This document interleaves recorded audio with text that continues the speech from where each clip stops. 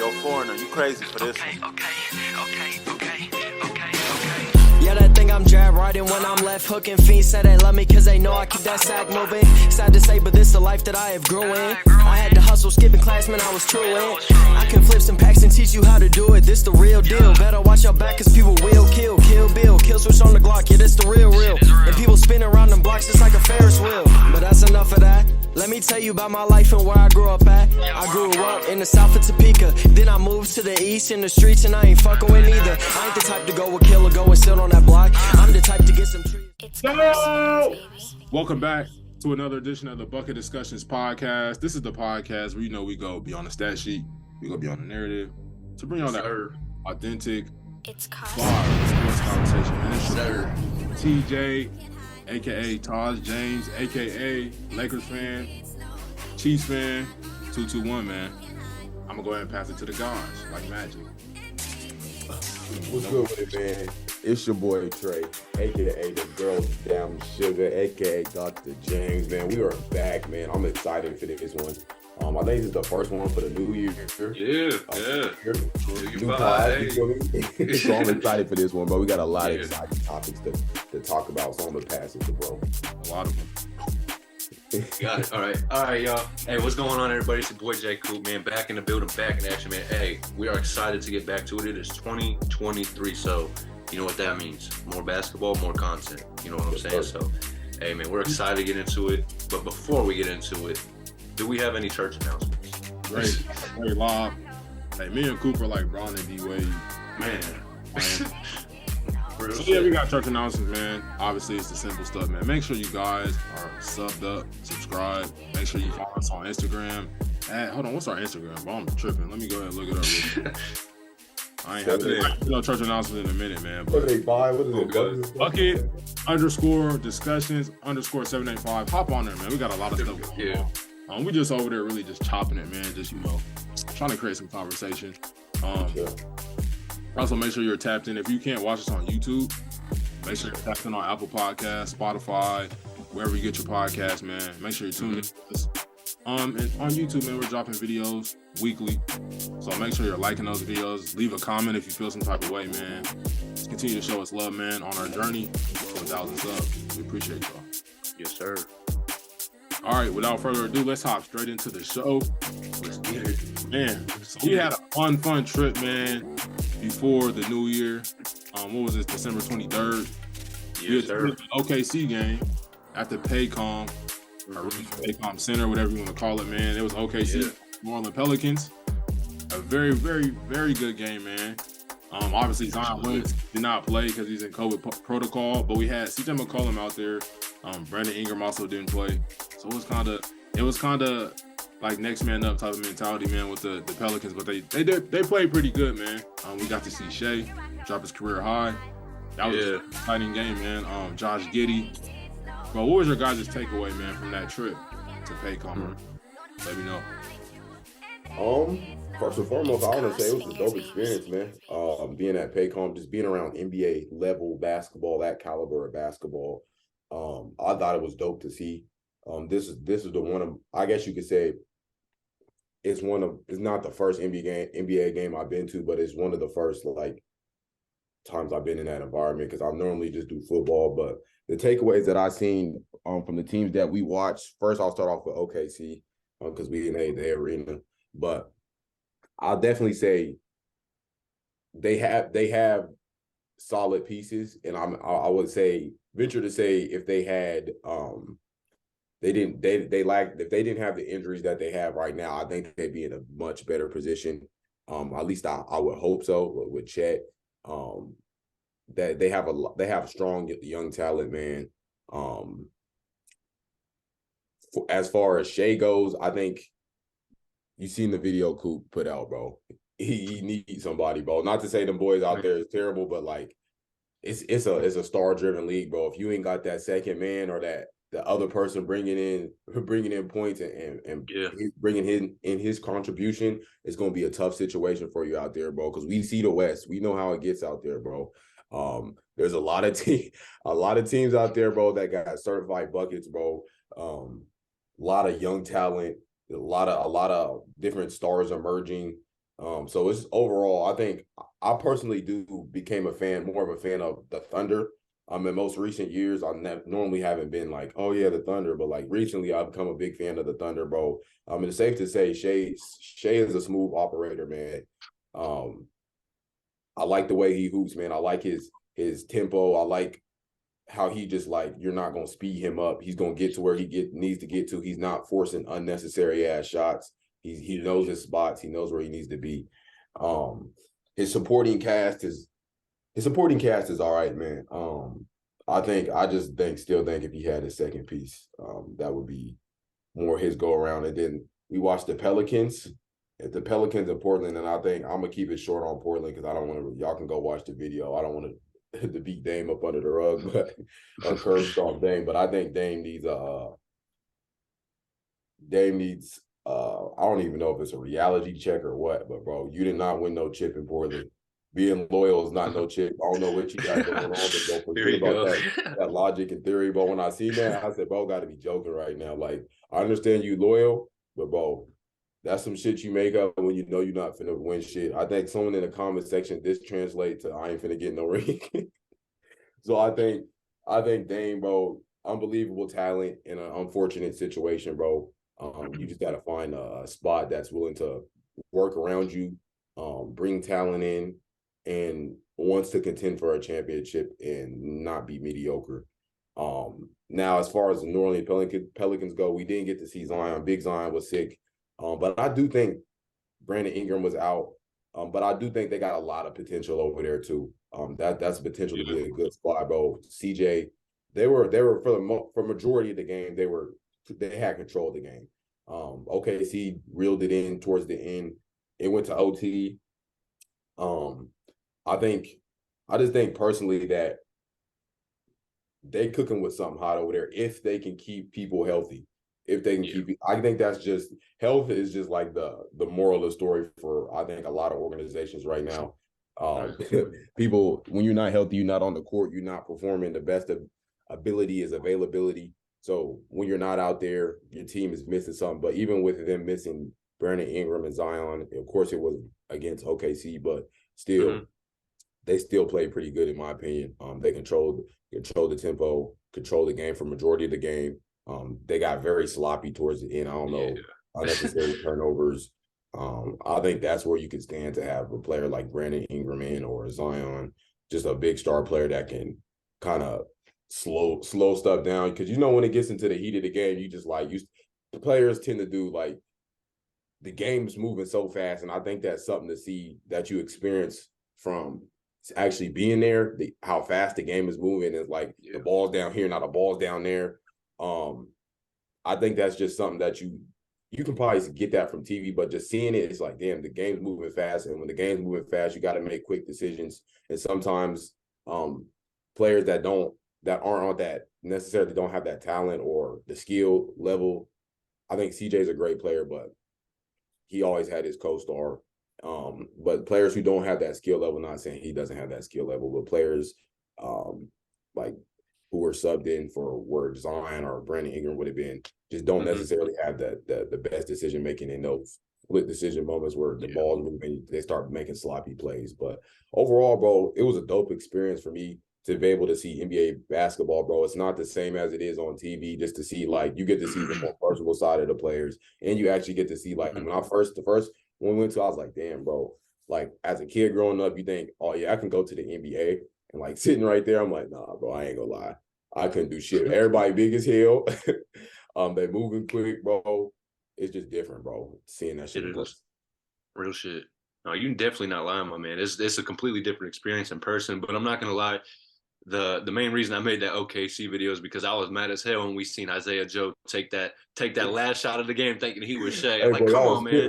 Give the ball to Shea, bro. He got 44 and you over here taking the ball out of his hands in the fourth. Come on now. But no, regardless, bro, it was definitely an experience, bro. We got to see one of the, the most silkiest, smoothest players in the league drop his career high 44 points. So, I mean, hey, man, that shit was definitely an experience, bro. Like, I was definitely happy to be in the building for that. And I definitely got to shout out y'all Pops, Trey, man, because he definitely surprised the hell out of me. I was like, damn, bro, like I paid for the ticket and all. And then I seen that he paid for it. I was like, damn, bro, that shit kind of hurt a little bit. I was like, damn, he ain't have to do all that. But no, for real, shout out to y'all pops for that because that was a dope ass move. But I will say though, for the Pelican side, they definitely, like you were saying, bro, they definitely have so much like young talent. Like you look at, Dice McDaniels, they have Trey Murphy, who, hey, he was getting off that game, you know what I'm saying? Without BI and also Zion, he was kind of, he was shooting that thing, you know what I'm saying? He's like 6'8", 6'9". So the Pelicans, they definitely have some potential. We'll probably get into that later in the podcast. But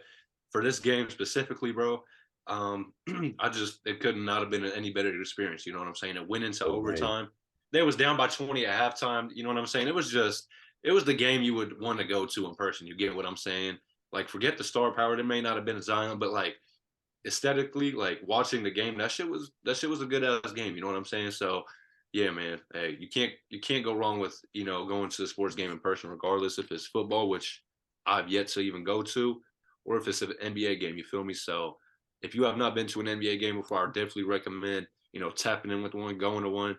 You know what I'm saying? It's definitely an experience. And like Trey said, bro, it's a way different experience seeing them in person than on the TV because the way these guys move in person is crazy, bro. It's actually crazy because you could tell they put in a lot of work on their bodies and on their off-season, regimen and shit to get ready for the regular season for real. So shout out to all the guys that we've seen in person, man, from the Pelicans to the OKC Thunder. But yeah, bro, I'd really like to see Shai get a little bit of help over there. You feel me? So yeah, bro. I want to say, guys, make sure you go watch the vlog, man. We just real shit. Tap in with that. Kind of documented some of the trip, man. Some what we saw, some of the kind of the vibe, the environment around OKC, Paycom Center, Paycom Arena, whatever you call it, man. But I kind of want to reiterate something that Coop said at the closing part of our vlog, man. He was talking about how like when you're at an NBA game, bro, and like obviously you see the players, but like you never know what to expect when you go to a game, bro. Like we went and seen Dame the night before or 2 nights before, and he really obviously it was a back-to-back, and not back-to-back, but he played in OKC on Monday, and he had to play on Wednesday. So you really don't know what to expect. It kind of seemed like Dame was really just like going through the motions, not really playing super hard. So as a fan, when you're spending your money to come watch games like this, you could see a bad game, you could see a good game, you could see a competitive game. You never know.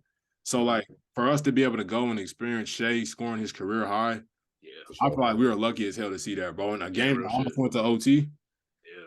I was like, hey, bro, I can't even be mad. Like obviously Isaiah Joe kind of ruined it. I feel like he kind of robbed us of even giving Shai the chance to force overtime or hit a game winner. But it is what it is, man. The fact that we got to see him drop 44. And obviously, you know about Shai because you're a Clippers fan and you guys picked him. But, like, to actually see him in person is different than watching him on TV, man. Shai's like, I don't even know how to explain it, bro. But, like, we talk about players like Luka that are super, like, controlled and slow with it.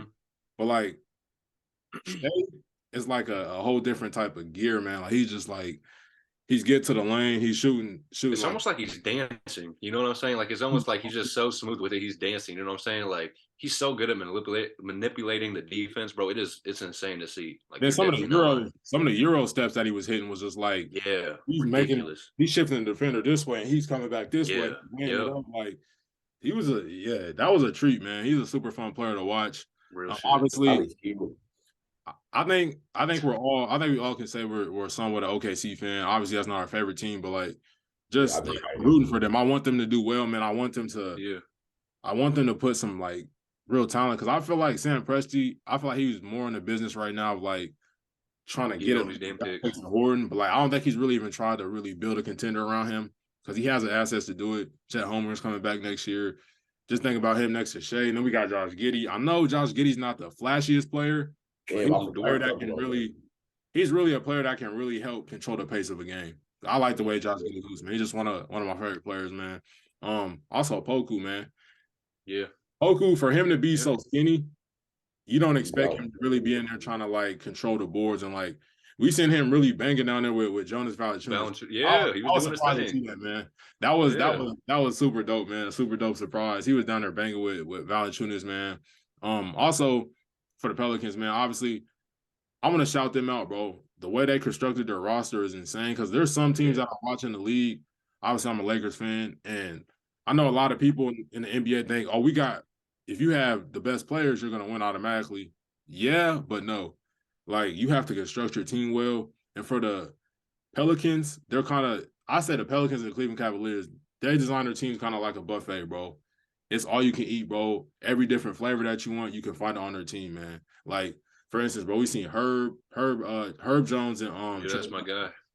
They both have similar body types. Mm-hmm. I think Trey Murphy's a little bit more aggressive on the offensive end, but like both can play good defense. And it's just like you got those two defenders that you can sick on anybody. Like, I'm not saying they're gonna lock the best players up, but you can just bother them by sending them out there. And then obviously they weren't healthy, but like to have Zion and Brandon Ingram, there couldn't be two different players than those guys. And for them to be on the same team, like, cool, you got to worry about, I don't want to say Brandon Ingram's more finesse, but Brandon Ingram's more of a try to hit you in the mid-range, you know, trying to get to the rim, more of a three-level scorer. Sure. Mine's really just like, he's trying to take your head off, man. He's in the paint with it. I don't know if they would classify him as a power forward, but that's what I think he is, man, even though he's very undersized. But Zion's a beast. And then I think having CJ is just like man, I don't understand. I don't think people understand how big of a move that was to have somebody like that's such a veteran, but he also can ball. Like, he can control the game. Like, we see him playing point guard when he played against OKC. He can control the game. He can slow stuff down. He can, all right, Zion, I'm going to get you the ball right here. Brandon Ingram. I don't know if you guys seen it. I think I said it to y'all, but CJ McCollum said when he first got to the Pelicans, he had a conversation with Brandon Ingram because he felt like the first, 5 games that they played together was more so like, damn, Brandon Ingram was like, this is CJ McCollum. He's one of the best scorers in the league. Like, how do I fit in with him? CJ was like, I played with Damian Lillard, one of the best players in the league, a killer. And I figure out how to score. So you just go be you. I'm gonna figure it out. So I feel like that's another super important thing to have, just that veteran leadership in the locker room, man, to really steer these guys in the right direction. And then, like I said, bro, Jose Alvarado, he's like a better version of Pat Bev in my opinion. No disrespect to Pat Bev, I mess with Pat Bev, but like he can shoot, he can facilitate the offense, man. Let it go. He's the best. He's younger. I like Jose, man. I feel like I'm missing some players, but Jackson Hayes, he bought out. Yeah. They have a very, very deep team, man. I think it's time for people to really start taking them serious, but we're gonna get into that later in the podcast. But yeah, but overall the experience was dope, man. The vibe around, Paycom Arena, man, it was dope, man. The arena staff was really nice. It was a fun experience, man. It was cool to go to a game with you guys, man. Our pops, yeah, man. real shit. Just taking the atmosphere and just enjoy it, man. It was a lot better than I expected, to be honest with you. Hell yeah, man. Could not complain at all, man. It was a good time, you know what I'm saying? We definitely got to do more shit like that, especially for the channel, you know what I'm saying? Bring the fans along. And maybe you guys can see the next game we go to, you know what I'm saying? But yeah, man, it was definitely an experience to say the least, and we definitely got to go back eventually, you know what I'm saying? So, hell yeah, man. All right. Hell yeah. What was your guys' instant reaction to this 71-point game from Donovan Mitchell? I'll pop it off. So when I seen it, I was in the gym, and I think you sent it to the GC. Was it you? I think it was you that sent it to the group chat. I'm sitting there, I'm like, I'm in between sets, and I said 71. I said, what the fuck? Yeah, to look like, again. It gotta be fake. 71, and I'm like, damn. He damn near was. He was that. What's the? Of course, I don't think anybody in the league they shit at it. They might score 100 points, but I was like, damn, he this close from hitting the 80 mark with Kobe and them. So I'm like, damn, I don't see no one scoring 100, but if someone does, I'll be amazed. But I thought it was fake when I first seen it, and I was like, damn, Donovan Mitchell hooping like that. I mean, of course I knew he hooped, but like 71 points is no slouch shit. Like that means you in the game going crazy. I still have yet to go. I wasn't watching the game, but I just seen the post that was made on social media where it said 71 points, and I'm like, damn. I definitely need to go back and peep. I definitely seen some reports as far as saying like the ref said he should, if the ref made the right calls, he shouldn't have 71 points. But all in all, I still think that's something. Of course, we're seeing a lot more players score around the league. Like I know who made a video. I think it was somebody made a video as far as saying like players and their scoring loads, how we're seeing more and more players score like 50, 60, 30, 40. That's like a Jimmy High Roller video. I think it was a Jimmy High Roller video. He had like the whole chart of just the past year of how many players have scored 40 or 50 plus points. I think my first reaction was like, damn, this shit got to be fake. And then to see it coming from Don, bro, definitely something. After knowing his story and kind of what he went through, I think it was good for him to have that kind of progress and have that milestone to know that he is one of those players in the league, and he can take his team a long way. But they still got work to do. But I think this is just something for him to like to help his confidence out, bro. You know, I can go out there, I can score 70 points. I can get out there with the best of them.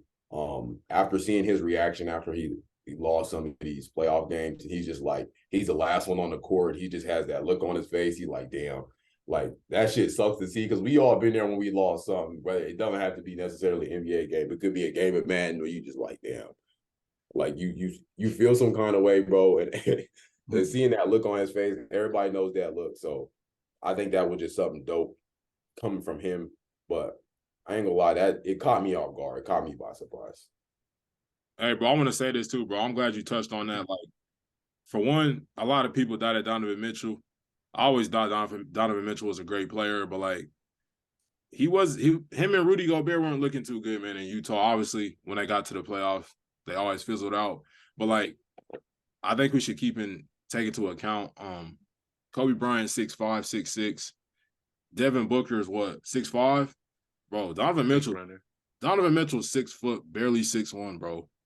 To drop 6'1". I thought Don was like 6'2". Bro, he's not that big, bro. I promise you. He's little, bro. For NBA standards, like for him to even approach 71 is crazy to me, bro. Like, I feel like we should really give that man his proper respect for what he done, bro. But like, I feel like,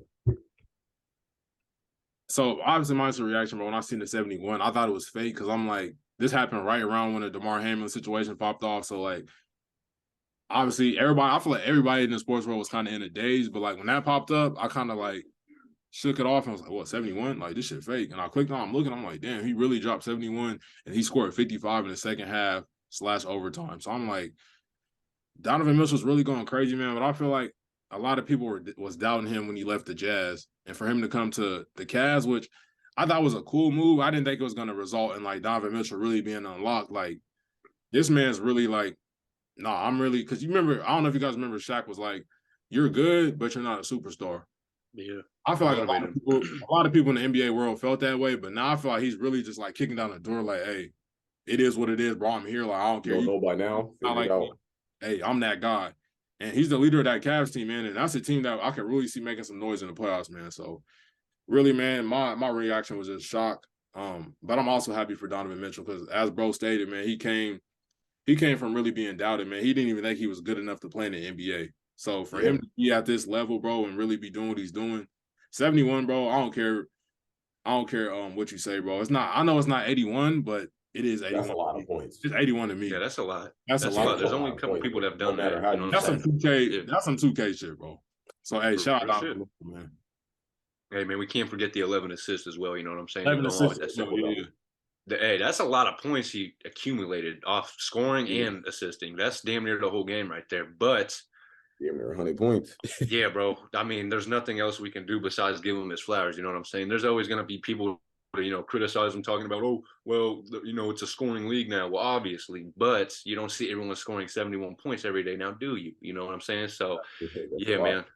Yeah, it is definitely for sure. And I will like to give, Donovan Mitchell and Rudy Gobert their flowers in Utah, because they were the number 1 seed multiple years in the Western Conference. It just didn't, get to where, just couldn't make it shake. You know what I'm saying? They were a good regular season team, but they just couldn't, get the job done, can't get over that hump. But I feel like this is probably the best thing that's happened to Donovan Mitchell's career, man. Like, I don't know. I just feel like that first year I seen him play in the league, what was it, 2016, 2017, 2018? I forgot. It was one of those years. It was in the playoffs. He was going up against the OKC Thunder, Russell Westbrook and PG. And ever since then, I knew he was going to be maybe not this good, but I knew he was going to be a superstar someday, just based off that playoff series alone. You know what I'm saying? He sent Russell Westbrook and Paul George home being a rookie in his rookie year. So, Yeah, man. Hey, we can't discredit, D Mitch, no matter what the 2 minute report says. And a matter of fact, I really like the 2 minute report shit to just stop, because all that does is just piss off fans. You know what I'm saying? Like, what does that do? It drops the next day, and you see that your team lost to some bullshit. It's like, what's the point? No one gets consequences for that. The refs don't get fined, so I don't understand what the point of the 2 minute report is, just besides pissing fan bases off. You know what I'm saying? So yeah, that's kind of just one thing I'd like to fucking stop, is the damn fucking 2 minute reports. But other than that, man, that game was just an excellent game to watch. I missed most of it, but I tuned in, I think, like the last 5-6 minutes. And yeah, man, I couldn't believe what the hell I was seeing. I was like, damn, man, I think he was fouled at 69 points. He hit that free throw 60, or he hit 70 and then 71. So yeah, man, it was just really dope to see, you know what I'm saying? So shout out to D Mitch, man. I hope him and the Cavs can, do something over there in the East. It's tough over there in the East, so it may not be the year for him, but hey, I don't know, man. Anything can happen, and they got some hoopers over there for sure. Yeah, it's very tough. They got that firepower over there, man. So they really do. That boy Dean Wade. Hey, bro, but it's that time, man. It's time to get that jump ball jumping, man. Mistrix, you are crazy.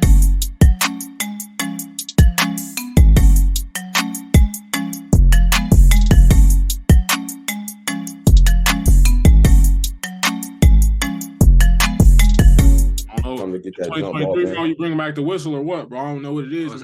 Let us know. Hey, man, the whistle will be back. I do have to locate the whistle, bro.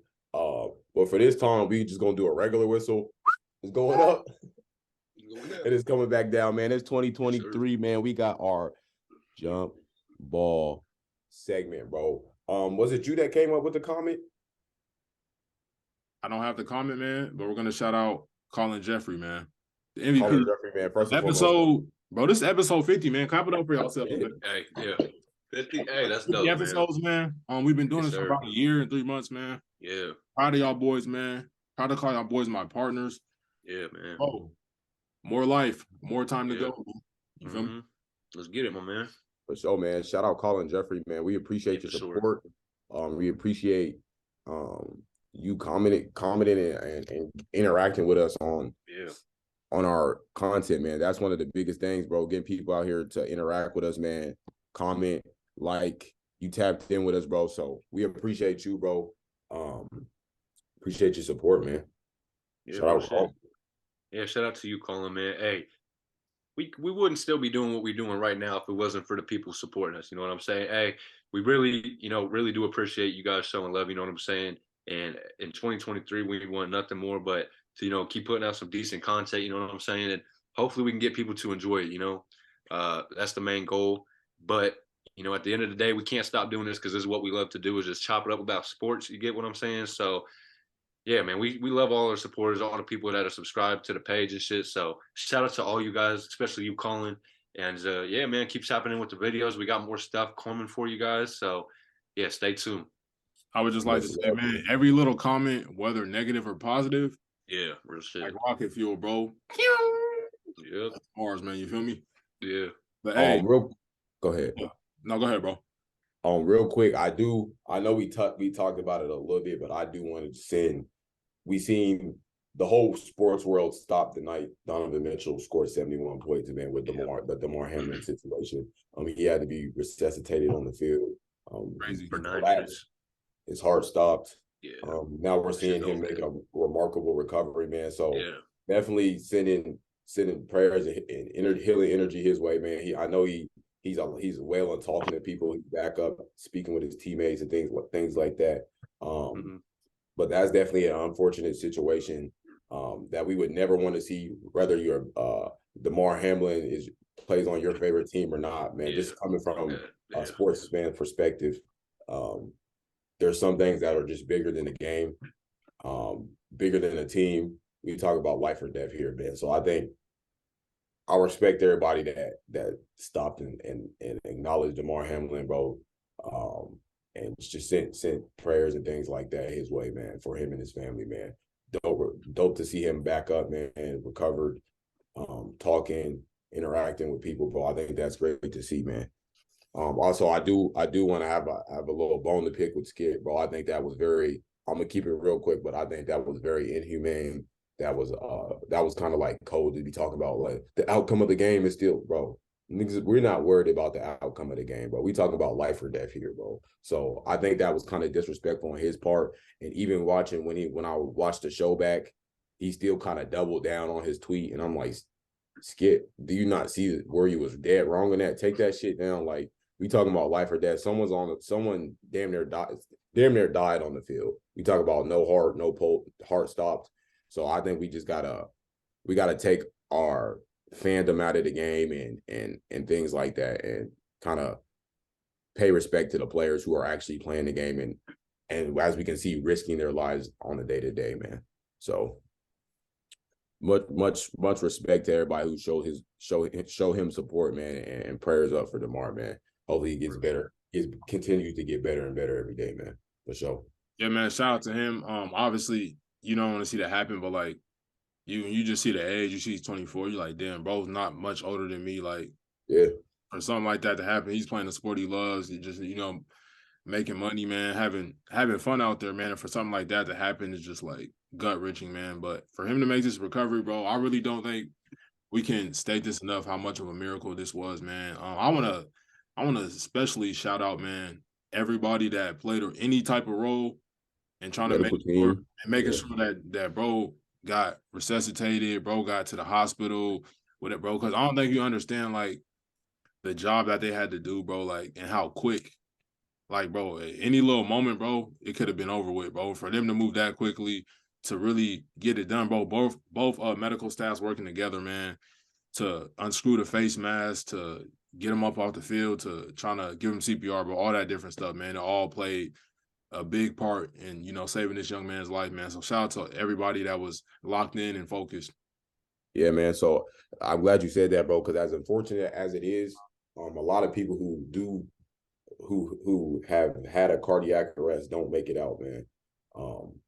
It's just typically because there's not that team around them. There's not people who are experienced and know, like, okay, this is what you're supposed to do. You don't have that much. It's just the amount of time in which you can get help is not large enough. So majority of the people who do suffer from that outside of the hospital don't make it, man. So I think that's dope to see, man. The medical team kind of spring into action and get straight to it, man. Big shout out to them for helping out this whole situation, man. Real chop. Yeah, for sure, bro. That was definitely a very sticky situation. And like you said, bro, them to be able to get the helmet off, the chest pads, all of that quick enough to, be able to, actually just, treat him. You know what I'm saying? It's crazy. The fact that it took 9 minutes for it, they were doing that shit for 9 minutes. You know what I'm saying? So it's like, man, it's really tough to think about, you know what I'm saying? Especially when you take into consideration probably what his mom, the rest of his family was feeling and shit like that. Just having a normal regular day of Monday Night Football, you know what I'm saying? And then you see that your son, it's all bad. You know what I'm saying? I'm glad he's doing all right for sure. It's just something you don't want to see. And like you said, it doesn't matter what team it is, it doesn't matter, bro. I feel like everyone, once something like that happens, everyone is surrounding the area has to just come together, put their hands out and help them a little bit. You know what I'm saying? And I've seen some people talk about, it sucks that, someone has to be in the situation for them to talk about it. But, at the same time, it's like, you don't really expect to be in a situation like this often, you know what I'm saying? So I feel like the fact that people were quick to help and, just really quick on their feet, I feel like that's really all you could ask for, you know what I'm saying? Like, I don't know, bro. It's a super tough situation. I just feel like everyone involved, all the doctors, everything, they did exactly what they're supposed to.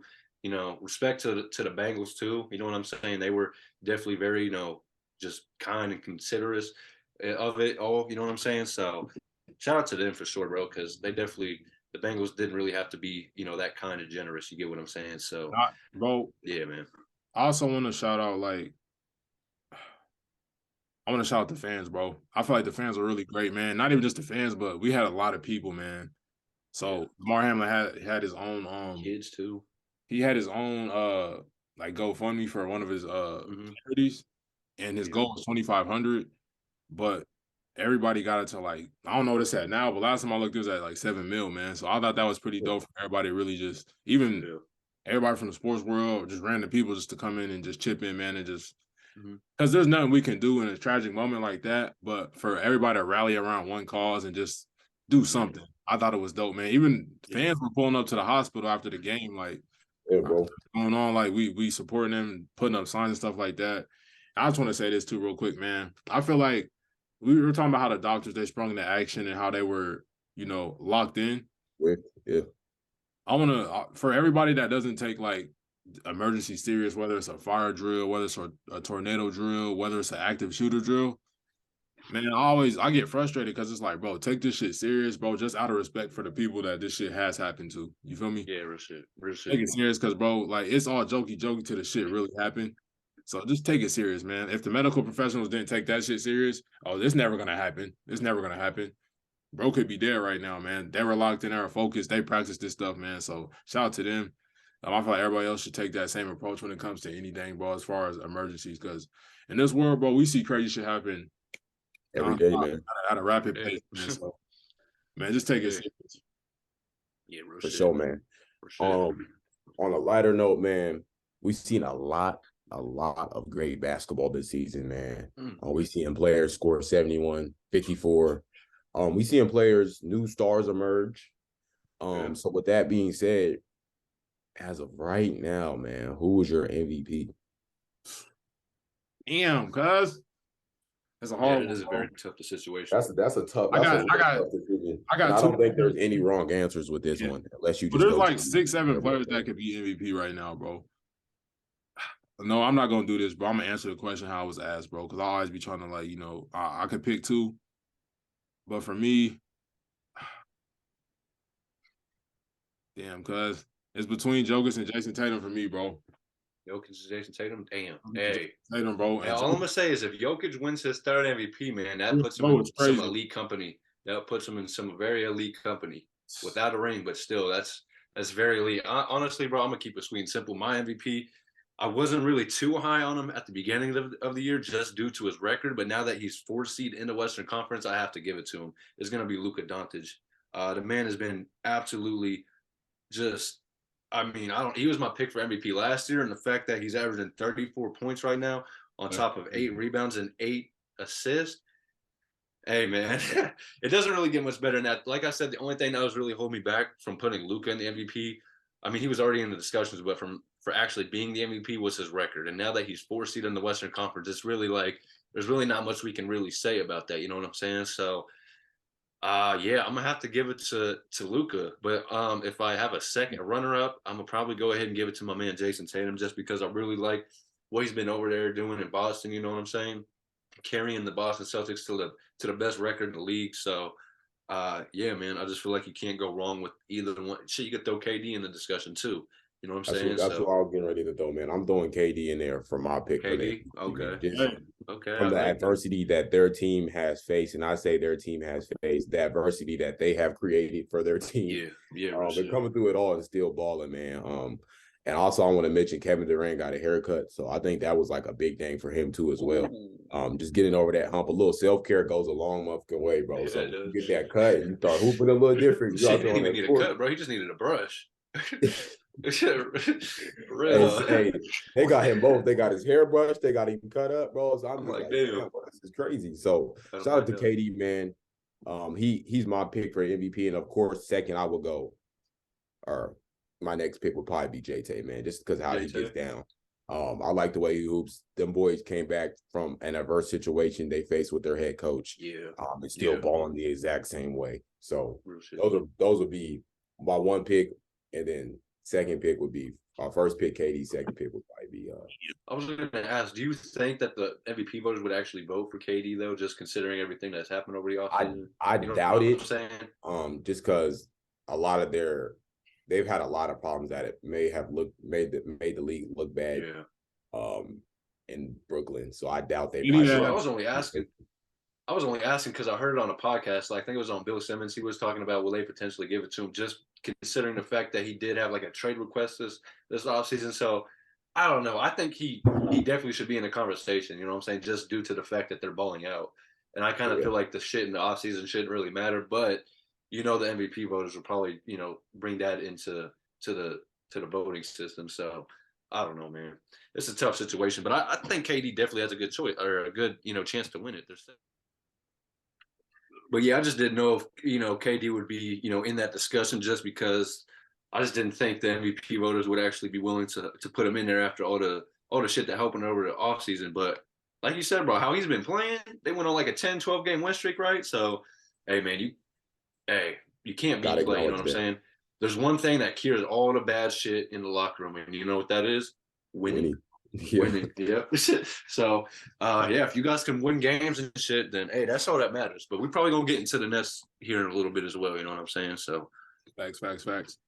All right, man. This is a good question because we just seen this team play. We kind of already touched on their team, their squad. So hopefully this is not too redundant, man. But should we start taking the New Orleans Pelicans serious? Keep in mind, Zion Williamson just went out with a hamstring injury. They said it'll be out maybe 6 weeks. So should we even take this team serious, man? Are they really like legit contenders in the West? I'm gonna say no, but I will give them this. Definitely dope to watch, fun to watch, entertaining. But I don't think they, at least right now, I can see them having a good playoff run. But I don't think they're contenders. No disrespect. No, that's fair to say. You know what I'm saying? Because hey, they definitely have a lot of young talent, like we was talking about, right? And putting it all together is going to take some time.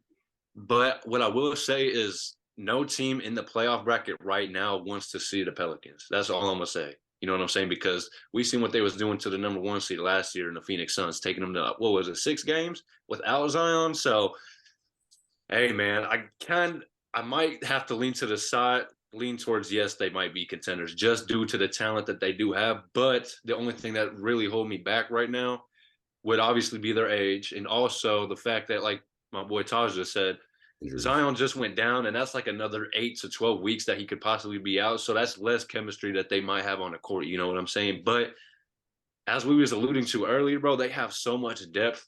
But then again, it's so young that it's kind of hard to call it depth. You know what I'm saying? Because guys like Herb Jones, guys like Trey Murphy, Dice McDaniels, it's just they have a lot of good guys to, a lot of players that a lot of teams would want. You know what I'm saying? So a lot of guys that are just very rotational and that you could put in any situation, playoff situation, fourth quarter, the beginning of the game, anything like that. But I'm gonna just be real, bro. I think that they are contenders. I feel like they might be too young, but I feel like I'd be a fool not to call them contenders just due to the talent that they do have. You know what I'm saying? And the size is very underrated. And the fact that we haven't even mentioned on this podcast yet, but they actually have a lot more assets that they can go out and get another potential star, or at least a 4th, 5th option. You know what I'm saying?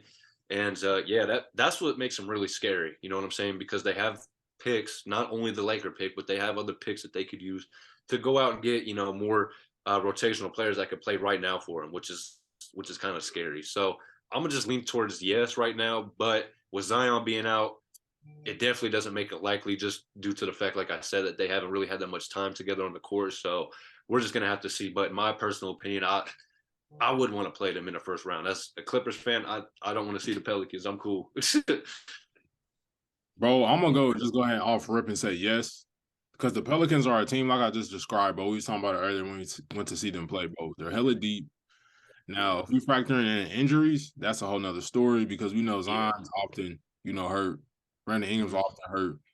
It's tough to really, count on those guys. CJ McCollum even sometimes gets nicked up, man. So if we're just factoring injuries, obviously, you can say they're not contenders. But as far as how the team's constructed, Willie Green, that head coach, man, I think they're really a really sound team, man. Like I said, all you can eat buffet, man. They got different flavors, different players, everybody you can want, man. And then they can play different lineups, man. They can, match up with a lot of different teams. Yeah, I agree with what Coop said, though. I don't think nobody really trying to see the Pelicans just based off, size. Size is one thing. Well, they don't have shit to lose. Yeah, you play them in the playoffs, it's like, all right, cool. We got to get this team up out of there quickly. We seen them smash the Suns. So hold on, I want to make that point about the play them. The Suns is I hate to say it, but I'm going to say it. The Suns is a fraudulent team, though. But they talk as of right now, yeah. But last year they was. Disrespect. They wasn't. I'm disrespecting. I agree with you though. No, I agree with you. I think you talk and you don't win. I think frauds. Y'all some fraud. Y'all very fraudulent. Which I We don't talk think it about like. contenders or pretenders. They pretend. They look good, but you get to see them. Yeah, And no, I agree. Hey, but they was up I 2. can't They was disagree. up 2-1 on Giannis in the finals though. You can't really home completely.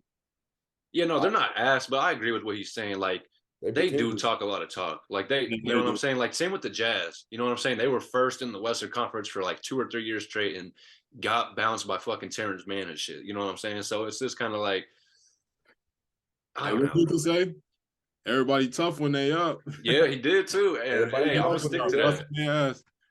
Yeah, no, the Suns have definitely been pissing me off. So I can't even disagree with Trey on that because they definitely, to me, they have been pretenders, and I've been going back at it with some Suns fans. So They just be fuck rubbing the Suns. me. That's all I gotta say. They rub you. Yeah, I do be rough. Hey, I ain't gonna lie, I do. Both that I be going at it. I feel you, bro, because they be on straight bullshit that way when they win, and then they get to the playoffs. Yeah, they're quiet as a mouse, huh? You know what I'm saying? It's like them. Choking on your food. that Reggie Miller. Doing that Reggie Miller. So we got two yeses for contenders for the Pelicans, and we got 1 no, man. I guess we gonna see.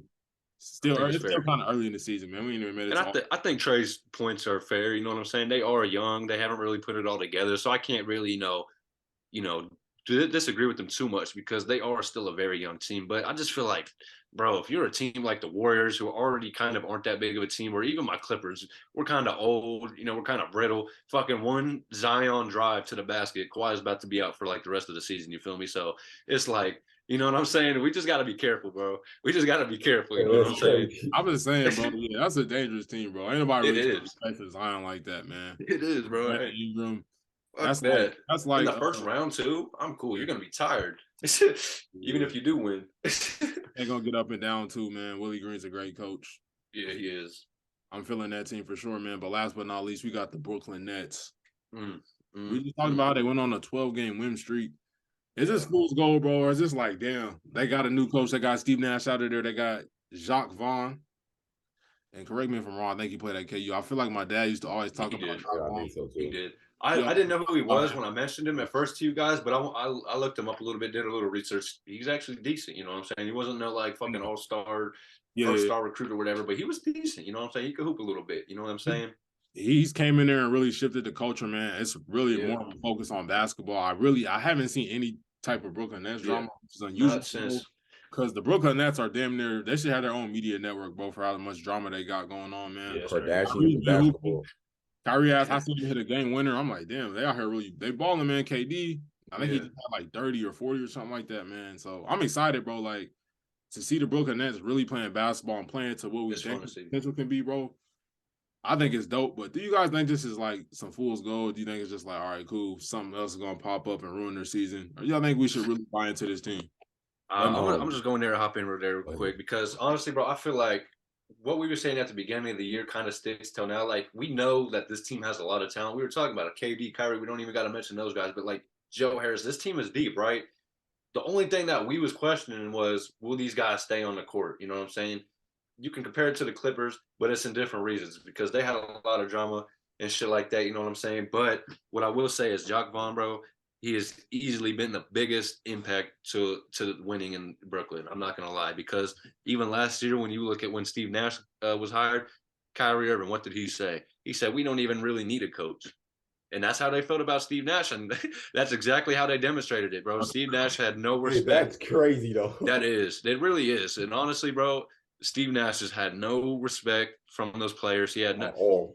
And honestly, I can't really blame the players because he's a first-year coach that hasn't really established any reason to be a coach. I mean, real shit. There was so many other options like Mark Jackson to start with. I don't know, bro. I just feel like get hold on every occasion. Yeah, no, real shit. And I still see some shit about how he wants to coach. Honestly, hey, Clippers, if you're listening right now, get Ty Lue bitch ass up out of there and get Mark Jackson in there, bro. No, I'm playing. No, yeah, I'm tweaking. I'm just talking shit. But no, real shit though. I really do like what Jacques Vaughn's been doing over there, bro. Like, I was talking shit, not talking shit, but I just didn't know who he was at first. You remember, Tahj? I sent it to the girl. I was like, who the fuck is this? You know what I'm saying? But hey, he's really been doing his thing over there. You know what I'm saying? I don't know what the record is since he's been the coach. I think it's like 4-15, some crazy shit like that. All you guys need to know is, hey, Jacques Vaughn has definitely been a major impact for the Brooklyn Nets. And honestly, I do see them as contenders if it's a major if. You know what I'm saying? It's a major if. But if these guys can stay on the court, just not bringing any drama, like KD said, I just want to play basketball. I just want to play basketball. And as of lately, that's what the Nets have been doing. You know what I'm saying? Like, Kyrie Irving has been doing this thing. He's been focused. I haven't really been hearing much from him, which I like. You know what I'm saying? So, hey, man, they just got to stay on the right track. That's really all I got to say. If they can stay playing like this, although they did beat some shitty teams in this win streak, but again, you have to beat the shitty teams to be a good team, right? So I just feel like if they can keep this up and continue doing what they're doing right now, they could definitely they're the second seed right now in the Eastern Conference, right behind the Celtics. So they definitely are contenders, bro. I'm not going to sleep on them. Yeah, bro, I agree with Kubo. He made some very valid points. And I want to also make this point.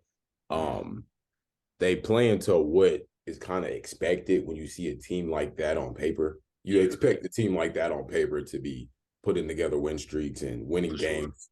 And I think the biggest thing you said is to focus on basketball, man. I think the other issues you try to compare it to the Clippers, I can't compare them to the Clippers, bro, because Clippers have unfortunate injuries that keep them out. The Nets, they have social media issues or personal issues. I'm just like, damn, bro. It's just always something. I think this is the sweet spot for at least Kevin Durant and the Brooklyn Nets. This is their sweet spot right here. Kevin Durant, for one, sweet spot is just basketball. We see how bro get down. He just want to come up. You go to sleep. I just want to hoop. Like, that's his comfort zone right there. You put KD in a situation where we seen it in Golden State, where he can just go and ball out and just hoop and let him do his thing. I mean, we seen it fall apart towards the end, but in the midst of it, we seen great things come out of KD, given the space where he can just go out and simply hoop. They're playing to expectations. I'm not gonna say they're exceeding expectations, but this is what I expect from. I don't expect the stuff that y'all have been on late as of recent. I don't expect the issues of y'all sitting out or y'all losing a bunch of games. Y'all getting rid of James Harden. Y'all got James Harden on the court. Y'all struggling here. Y'all got Kyrie. He's sitting out. KD. I just don't expect stuff like that. I expect them boys to hoop like they are right now. They, like Coop said, they got a great team outside of the two superstars they have. Good supporting cast, but on paper, this is what we expect, man. If y'all were to exceed my expectations, y'all would be like number one in the league. They're creeping up. They're creeping up, man. They're two at least in the East. They're like 23-12 or something like that. Yeah, they have a good ass record. Y'all want to exceed expectations, go in the playoffs, get to killing, be number one, do all that you're expected to do, and then some. But I definitely say this team right here, any team that has KD and Kyrie, I have to be contender. But I feel like I would be a little bit crazy with those two guys to be like, as of recent, you could say, okay, something's gonna happen, which is understandable. You could be like, they're gonna get into some bullshit and someone's not gonna be playing. Fair enough. But I think in the space that you have these two guys and they're playing to what we expect, I think any team with these two guys has to be a contender. And they're playing well, let me say that. Yeah, real shit. One more thing before we pass it to Tahj real quick. All I have to say is the Brooklyn Nets, one thing that's really stuck out to me in their play has been their defense, bro. Like, one thing we've been talking about the Nets with is their defense over the past couple years. And if they can buy in, like, obviously Kyrie isn't the most greatest, physically, defender out there. You know what I'm saying? He doesn't have the physical assets to be a great defender, but if he buys in and at least holds his own, I feel like that's good enough for the Brooklyn Nets. And even Kevin Durant, I've seen him make some really great defensive plays this year so far. And I just feel like if they can keep that defensive edge, hey, that God bless you. That might be the part that they actually, succeed in, you know what I'm saying? Because them boys can score the ball all day. They can score. Everyone knows that, but it's that defense that's going to come down to it. You feel me? So if they can keep that up here, hey, they're going a long way. You feel me? And real quick, I just want to say, man, I don't know if y'all see, but I got Mike Jordan, I got Kobe Bean. Hey, that's hard. On my shoulder, man. I just hope their greatness rubs off on me while I'm asleep, man. But I just want to say this about the. Hey, bro, I think you're trying to flex. I was going to say this about the Nets. Honestly, I don't even feel like I should. I don't feel like they deserve the credit, bro, because this is what they should have been doing a long time ago. The credit the person that deserves credit is Jock Vaughn. My fault if I'm saying his name wrong, but he deserves credit, man, because he came in there and really was like implemented what he wanted to implement. Obviously, we know Steve Nash was not necessarily the most respected, and like, I think he was kind of a pushover coach, man. You know, they didn't take him serious. They ran amok. They did what they wanted to do. Nobody listened to him. KD's getting cool with Steve Nash. Kyrie's on flat earth, whatever he doing, man. Like Kyrie, he was definitely not listening to Steve Nash, man. But didn't he say Kobe shouldn't have won that MVP too while Steve Nash was his coach? Like, that's crazy to say while he's your coach. I said that's crazy. That's so wild. That is disrespectful as hell. That is, holy shit. Yeah, man. Honestly, I feel like they're just doing what we should expect them to do. Not even expect what they should be doing, bro. You got a player like KD, you got Kyrie, but not just those guys. When you got a roster, I'm not saying it's the greatest roster. It's not like on the Cavs. It's up there. It's up there, bro. It's up they have a lot of great players, man. Yeah. They just got to get it to mesh, and I feel like that's what's going on right now. They're focusing on basketball. They're locking in, man. And I'm honestly excited to not hear about any drama. I'm excited that it's more about basketball, bro. And I'm continuing to trying to catch as many Nets games as I can, man, because KD's KD. Kyrie's Kyrie. Yeah. But also, they got shooting all over the floor. They got Jock Vaughn. I want to see what he's talking about, man. You know, the Nets, when they get to the playoffs, anything can happen. That's what I'm going to say. Mm-hmm. Hey, same with the Lakers, bro. We're being real. Same with the team like the Lakers who have, you know, 2 stars like LeBron and AD. If they can get to the playoffs, bro, anything can happen. And that's what's crazy about the play-in. I'm not trying to get into it too much, but I'm just saying, like, that shit's crazy. It gives more of a team's, you know, more of a chance and stuff like that. But as for the Brooklyn Nets, exactly what you guys said. This is what we expected from them. You know what I'm saying? This is what they should have been doing the past 2.5 years. And I hope my Clippers can take some notes of this. You know what I'm saying? Because them guys are fucking trash. But yeah, man, I'm just mad as hell about that. There's probably gonna be a separate video about the Clippers here soon. Don't wait. You know what I'm saying? Yeah. It's gonna be out there, you know what I'm saying? It's probably gonna be the most explicit video on the channel, but it's all right. You know what I'm saying? No, I'm just playing. But real shit though, shout out to the Brooklyn Nets and Jock Vaughn. Because like my guy was saying, like I didn't even know who he was at first. So the fact that he came in here and I don't want to say change the culture because it's only been like half the season, but he's definitely really changed the momentum of that Brooklyn Nets team in the direction they were going, because everyone and their mama knows fucking Steve Nash was not the answer. You feel me? So yeah, man, I think they definitely made the right decision. But before we head out of here, I was going to ask you guys a question. Who is one player who isn't a superstar you guys would like to see in person sometime? Yeah, that's a great question. It is. It's tough for me to even think about. This might be one we might have to save till next episode, but just think about it. That is a tough question. Bro, I got one for you. I would like to see. I got a few. Yeah, it's hard, bro. I got a few. I would like to see KJ Martin, Kenyon Martin Jr. Okay. He's hella bounced. Okay. Josh Christopher. Okay, yeah. Hey, the Houston Rockets have some fun, entertaining players over there. I ain't gonna lie. Man, one for me personally would be Terry Rozier. I would love to see Terry Rozier play in person, bro. That man is filthy, bro. That man is crazy. Player, he's not even in the league no more, bro. But I wish I would have been able to see Jamal Crawford. Bro, same here. Because he's not a superstar, but he light it up. That move, bro. How we do that without traveling, bro? That behind the back shake and bake move. What about that? I used to practice that all the time. That shit's hard, bro, because you have to keep your heels from hitting the ball too. You know what I'm saying? Because you might accidentally kick that bitch or something. But when he was playing Jamal, that's a good one. He was throwing up some crazy lobs to Blake. He went through the legs one time. Yeah, to Blake Griffin, one of the best. Can we shout out Ronnie James too, bro?